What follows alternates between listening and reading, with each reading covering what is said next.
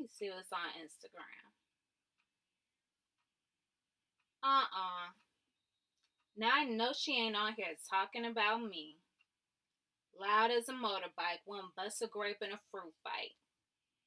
Out here keyboard thugging. I'm a real one. She don't want it with me. Oh, I'm telling. Now she knows she ain't got no business with that on. I see Victoria left no secrets today. Next. Hold up. This girl about as mean as a pit bull bullied me all through high school. And now she's engaged? God, you just letting everybody get a ring before me. Even Corella DeVille herself. Distracted much? Procrastinating much? Judging much? Unforgiveness much? We've all been there. But you don't have to stay there. Check out my latest video on social media detoxing at Virtual Style Mania on YouTube.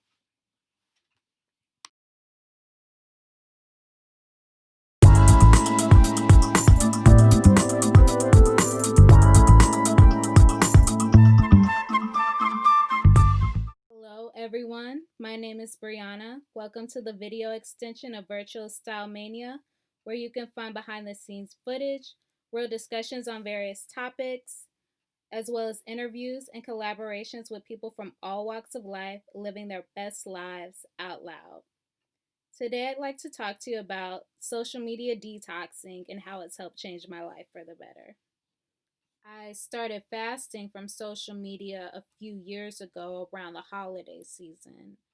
I lost my brother a few years ago, back in 2016, and had my struggles with depression. And I would begin fasting around, I want to say, October, November, up until the end of the holiday season, with the exception of maybe sharing a few selfies from church.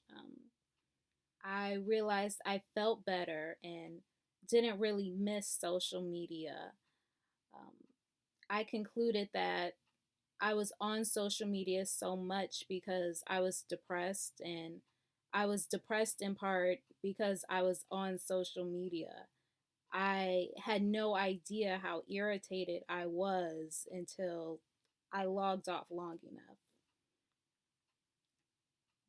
Obviously, there are many pros to social media. I'm able to connect with and learn about people from all walks of life through these platforms.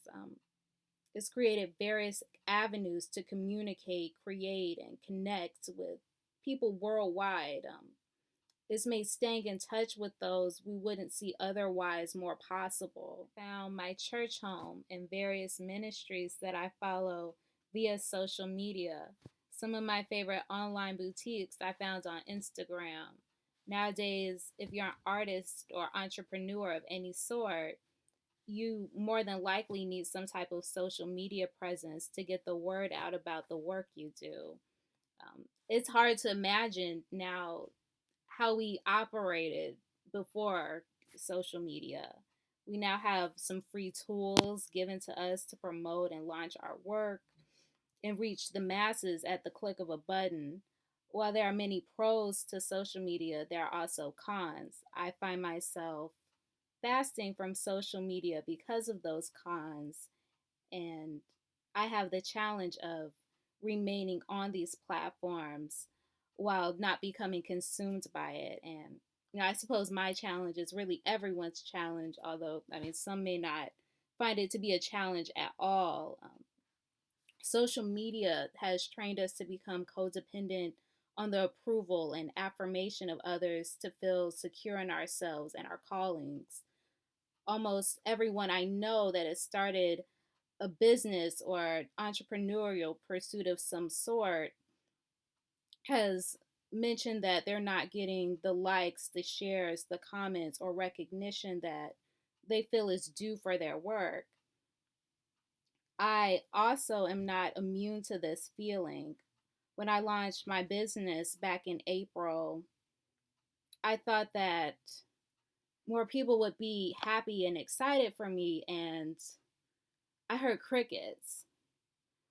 I experienced those same feelings when I began teaching dance fitness classes. In fact, anytime I've done something new or something no one expected me to do, I heard crickets. I've been told I couldn't do it, or now had to move past the doubts that others had um, about what I wanted to do. I don't think I've ever like really been met with a parade or an abundance of excitement when I decided to pursue one of my dreams. More times than not, I'm usually met with some type of opposition before there's this breakthrough. Like that's just kind of how the story goes, from what I experience. Us building our self-esteem on what others think of us is so conditional and unreliable. People will love you today and can't stand you tomorrow. I need something more reliable and unshakable to sustain me. My confidence needs to be rooted in something that never changes, which is God. I need to know that I need to know what God says and thinks about me, and not so much, what everyone else says and thinks about me. And social media leads us to become consumed with what other people say and think about us. If I ever need constant approval and affirmation from others for my actions and words, maybe there's something out of balance and I need to check my own heart and motives.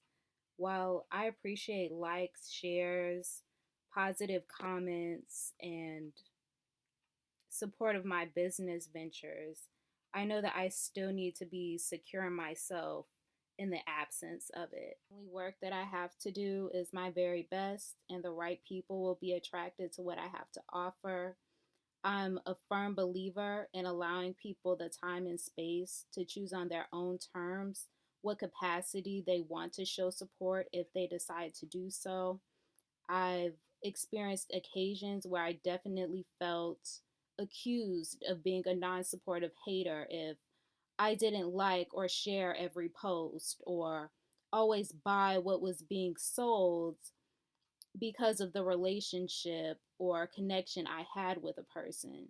Oftentimes, it was someone that I didn't feel supported by or felt the support I received from them was contingent upon me saying yes to whatever they wanted. I consider that manipulation, and it actually repels my support opposed to attracting it. You should be able to say no, and the person that you're supporting or in friendship know there's no love lost. I never want to treat anyone as if they owe it to me to like, share, or buy anything from me, regardless of our relationship. Otherwise, I don't want them to feel like I'm going to be angry with them or question the support they've given because, they may have said no to something. I believe support and favor will find me organically, and I don't have to strive to do more than I'm called to. As far as social media, I know what my triggers are: passive aggressive posts, comments, and messages, clapback culture in general. I appreciate clever comebacks and jokes, but know it's also important to be mindful of how we speak to people in real life situations. I'm not perfect. I've made mistakes when it comes to this before fasting. Um, Social media has given everyone a microphone to say whatever they want, whenever they want, publicly behind a computer or phone. Cyberbullying and manipulation through social media is a very real thing. Only God knows how many friendships have been destroyed or avoidable fights have happened due to social media drama. Spending too much time on social media can lead to you caring too much about what other people think. It's a time stealer. You think you're going to spend a quick minute or two checking your notifications, and a whole hour goes by or more. Hate it. It's far too easy for me to become distracted by my own thoughts, much less everyone else's. Like, that'll help me to get there even faster. Um, Spending too much time on social media can lead you to sharing too much on social media. You don't even know that you've been sharing too much on social media until you've taken a fast to spend enough time off of there to reflect. Lastly, it creates comparison. You may be content or at perfect peace with your portion until you start scrolling and comparing. I feel less pressure and more freedom to run my own race at my own pace when I spend less time on social media. Facebook and Instagram, it often creates this pressure or expectation for you to always prove yourself. It's like going to Thanksgiving dinner and coming across those family members that size you up about your job, relationship status, or whatever else. I like to take the pressure off as much as I can, as much as possible. Life is hard enough, and I can tell you this has done wonders for my mental health. As we all know, 2020 has been a difficult year, and getting to a quiet place has helped me to navigate through it. It's so important to be mindful of what we feed our mind and spirit. Oftentimes, we can become preoccupied in achieving and wanting to become everything to everybody that we forget to take care of ourselves. We forget that with God, His yoke is easy and His burden is light. We become too busy and forget to refresh our souls and spend time in His presence. Probably the healthiest thing that I've done for myself during this quarantine has been writing letters to God, listening to praise and worship, and reading my Bible more. I've, of course, done other things like I've redecorated my room. Um, I launched my business in April. I've been learning to cook, learning, and spending time with family, getting back to exercising and practicing my fitness routines. Um, I share all that to say use this time to refresh and to make yourself better in mind, body, and spirit.